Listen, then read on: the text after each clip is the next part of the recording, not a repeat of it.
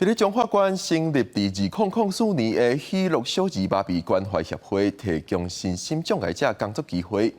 希望培养因有讨生活的才调。协会10多年来，为着打造一个专门照顾身心障碍者的长照中心，咧世界走总，总经费需要1亿8千万，目前是募款7000多万。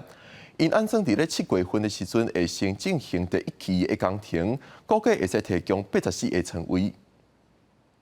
手工染皮绒，设计种装卡片，这是中华县喜乐小儿麻痹关怀协会附设的爱家杯庇护工厂，依照每一个人的身心障碍程度安排工课，互因有家己讨趁的能力。但这几年来，纸本印刷需求减少，庇护工厂嘛爱找出路。大部分都是即马因为囡仔有较少的关系，所以阮若咧印刷的时阵，所以大部分都是数量拢会较减少。啊，阮会豆豆改用电子化，譬如讲帮人客设计 EDN。喜乐小儿麻痹关怀协会理事长陈忠成表示，有的身障者年岁已经大，无结婚，爸母也已经离开，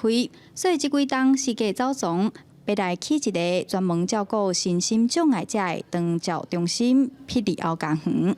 整个的营建的费用已经来起到1亿8千万，啊，目前阮已经募到差不多7000几万，所以阮应该是7月份阮就开始来动工，一边起一边倒来努力来募款。啊，第1期的时阵，阮望会当提供84床。